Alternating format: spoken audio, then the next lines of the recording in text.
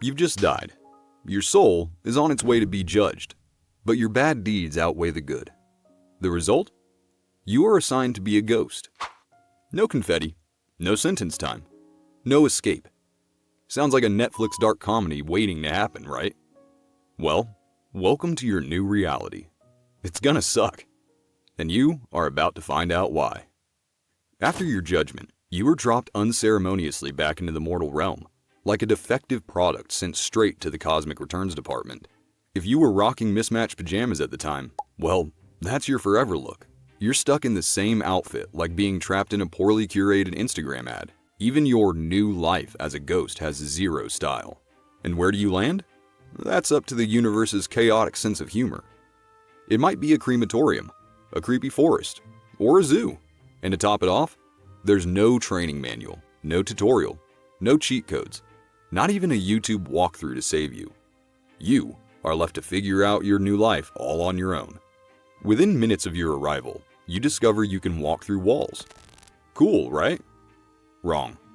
At first, it's like learning to ride a bike. Awkward, clumsy, and full of ghostly faceplants.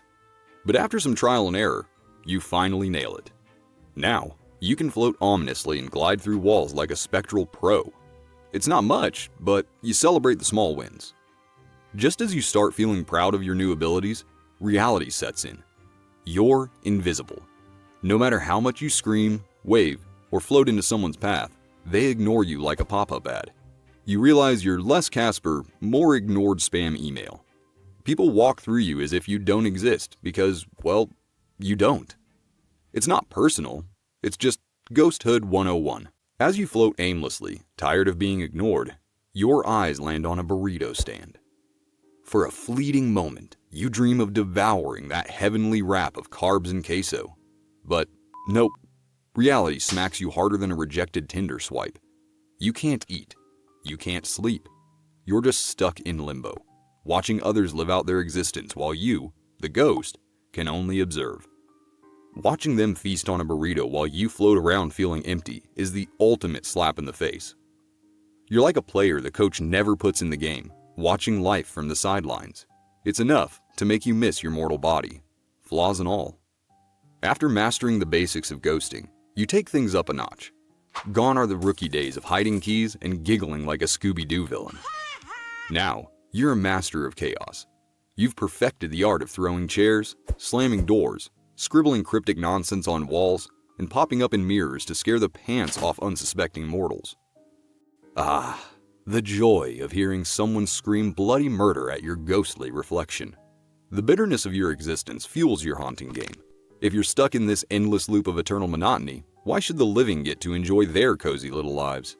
Plus, there's something deeply satisfying about rearranging someone's furniture just to hear them curse their feng shui. Occasionally, you notice other ghosts wandering around, and you start learning about ghost sociology. There are ghost cliques, unspoken hierarchies, and even ghost wizards. Now, the ghosts who died dramatically? Total celebrities. A ghost who died in a mundane office accident? Back of the line. You recall meeting a Victorian-era ghost who looked down on your modern ghosting techniques. "In my day," he'd say, "we haunted with class." Meanwhile, you're here causing Wi-Fi interruptions and unplugging electric car chargers. Different generations, different haunting styles. Eventually, you settle into your ghost life and have chosen a mischievous way of leaving your mark on the world. But you hit a wall. There's no real satisfaction in just scaring people. You need something more. You need a challenge. And what better place to stir things up than a wedding? You crash the well-planned, dreamy wedding. Not for the love story, but to cause chaos. You start by stealing the bride's veil and watching her face as it floats eerily away mid-ceremony like a haunted kite. Then, you mess with the sound system, turning their romantic first dance into a horrifying dubstep remix. You finish by giving the cake a little nudge so it topples dramatically onto the dance floor, right as someone yells, "Cut the cake!" The whole evening spirals into delightful chaos, and you drift off feeling oddly satisfied. That is, until you spot a tipsy bridesmaid crying over her ex. With a sigh, you nudge her phone just enough to send that unsent text she's been debating all night. Sure, it's meddling, but you tell yourself it's helpful meddling. You've just become the Dr. Phil of the afterlife, and you couldn't be prouder. But then, in that moment, a sobering realization hits you hard. You are still stuck with your old brain, complete with all the bad habits and overthinking tendencies you had in life. Oh, and guess what? Your conscience tagged along for the ride. So no, you can't just do whatever you like. I mean, you can, but then you will feel the same guilt, regret, and awkwardness a living human would. Turns out, being a ghost doesn't come with an emotional off switch. One evening, after knocking over a shelf of books in a quiet library, you spot a child in the corner, trembling and clutching a stuffed bear. Something about the scene stops you in your tracks. A memory crashes over you. It's you as a human, shrugging off your little sister's tears when she begged you to fix her broken toy. "Not my problem," you had said. But now, it feels like the universe is holding up a mirror, forcing you to see the ripple of your indifference.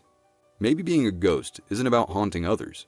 Maybe it's about being haunted by the worst parts of yourself. This thought means your pranks aren't as fulfilling as they once were. Every time you make the nosy neighbor cry with your spookiness, you're reminded of how bad it felt to be scared. It's like you've turned from the Bloody Baron into nearly headless Nick. So, you set off on a new mission, helping kids find their lost toys, returning misplaced keys where they should be, and even scaring the school bully. Small acts of kindness mixed with just a hint of mischief. Balance. You know, like a weird version of ghost karma. You float through decades. One good deed here, a little mischief there. Again and again. You've settled into this routine. One that at least gives you a sense of purpose in your ghostly existence.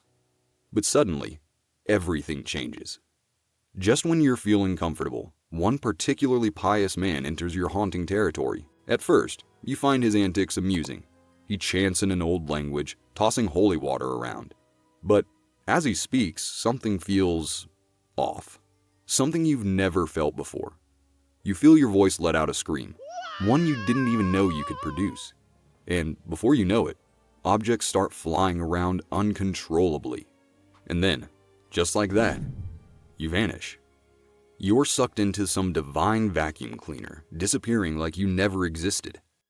At first, you think this might mean peace, the good place, the end of your ghostly existence. But nope, you're back at the Cosmic Recycling Center. Again.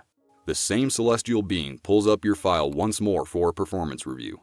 As you brace yourself for yet another judgment, you can't help but wonder, what happens next? Will you ever be free of this cycle? Will you ever escape your external loop of haunting and mischief? With a flick of their finger, your next life is sealed. Whether you're reincarnated, sent to another dimension, or assigned another haunting gig, you realize one thing. The afterlife is just as unpredictable as life itself. And while it may suck to be a ghost, there's always room for growth, mischief, and redemption. Now, imagine you have a karma undo button. One chance to rewrite your biggest life mistake. What would you change? Share your confession in the comments. No sugarcoating, just real talk. Let's hear how you would turn it all around. Because your story could inspire someone else's journey.